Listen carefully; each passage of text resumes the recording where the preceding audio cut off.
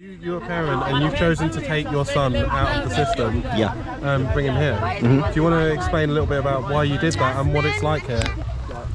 Yeah, we wanted to take our son out of school really because of the indoctrination that's going on with the whole transgender.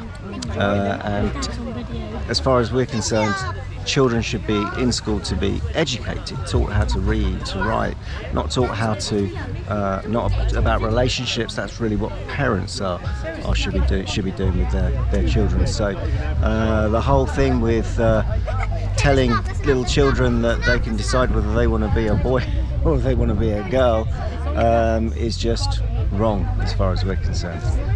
So that was a big thing for us, that we didn't really want that kind of indoctrination program going on.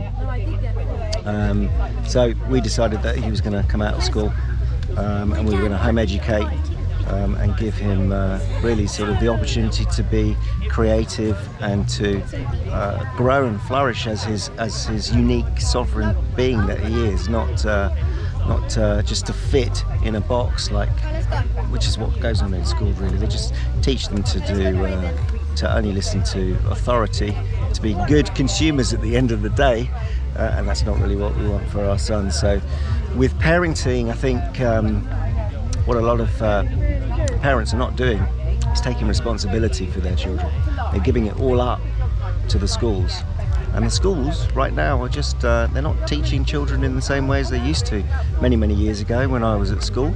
It's now all this weird sexual stuff, sexuality almost. It's crazy. To start teaching children at 4 years old that, if they want to be, they can be a boy, or if they want to be, they can be a girl. It's crazy. Children don't know anything at that age. They don't know what they want.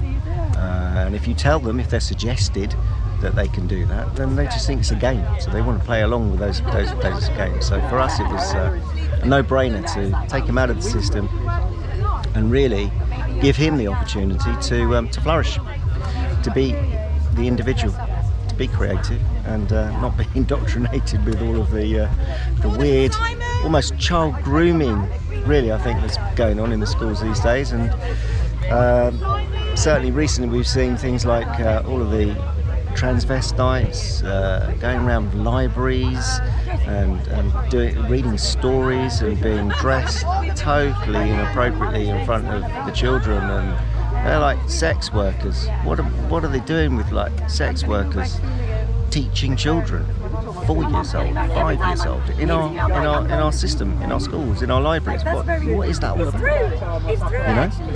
Children don't know anything about anything like that, and they shouldn't. They're just children. They should have their childhood, absolutely. They don't need to know about any of that stuff. It doesn't come into their thinking at all, unless it's being pushed on them, and that's what we think is coming out of the schools. So did you go straight into HOPE Sussex, or did you actually start homeschooling by yourself? Yeah, no, we started homeschooling for ourselves. The whole thing with the C word, and that was going on. He was at the age where he was, when COVID hit, if I can say that on camera, I don't know whether you want to.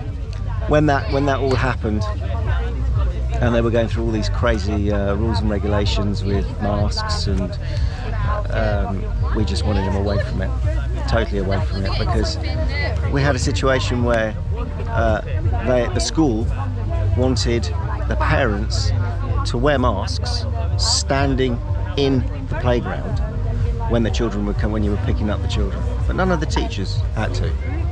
And it's kind of like insanity. What's going on here? We even found out that since we took him out of the school, that when the parents were going for their nativity plays, all the parents had to sit in the hall masked up, while all the teachers and the headmaster didn't have to wear a mask. It's kind of like, what insanity, and what is that doing to these little ones, where they're seeing all of their parents having to sit down masked up, and then they're looking around and seeing all of their teachers not having to be masked up.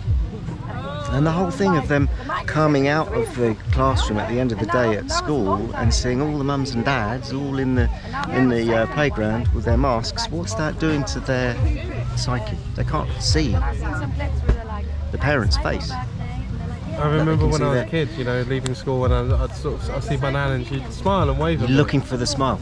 Yeah, and that was gone. That's all about the control thing that was going on with it. And the school that he went to, I won't say the name of the school, it was a Church of England school. But it's where's the religion gone? Where's the Christianity gone in the school? It's not there. You know? So when that was happening, we decided over the summer break it would be better to take him away from all of that, because we never complied. We wouldn't wear those stupid things. So we took him away from it and decided to homeschool. And then we discovered HOPE. We discovered HOPE was 20 minutes away from us, and it was like, that's what we want. That is right for Freddie. Because one of the things that you have to consider when you want to homeschool is how that child, or how your son or daughter, what's going to happen with them in terms of, you know, being able to interact with children of their own age. They're going to lose all that kind of like social interaction with kids their own age. So having somewhere like HOPE, where you can take them to that, they're being homeschooled, but you can take them somewhere where they can play and still interact with each other and just be normal children, play and be creative. So we thought, yeah, that's what we're looking for. And what would you think of the ability of you to sort of have control? So it works as with tutors rather than as a school. So you choose which subjects your son studies, and you can take him in and out as you choose. Yeah, and we can help him at his own pace. Because too much of the system is force, and they just want to teach them how to be memory donkeys at the end of the day, and that's not the right way. With this way, he can flourish. You know, he can enjoy his childhood. That's the most important thing, is to be able to play as a child. That's how they learn best. That's how they learn how to interact with each other the best way as well. So, yeah, it's brilliant because it's hard teaching at home. So to have somewhere like HOPE, where you can almost release him into being able to play with the kids and have fun, is a godsend.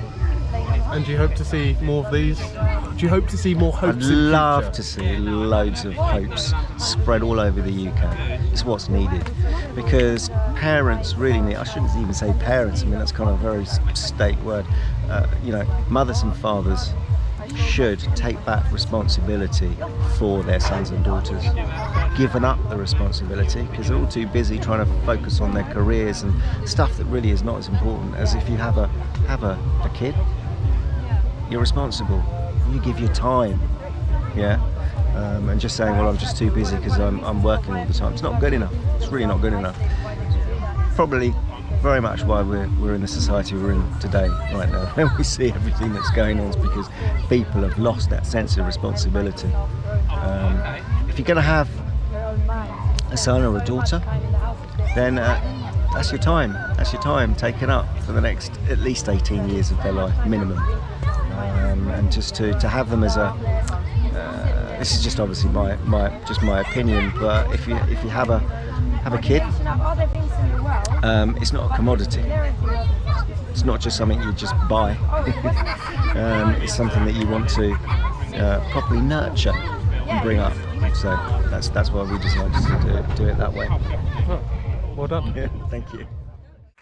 What they're after is control of the children's perception, so that they become the adults that suit the agenda. And that's why what is happening here is so fantastic, because it's throwing a spanner in that works. It's saying to children and young people, you have a free, open mind. Frickin' use it.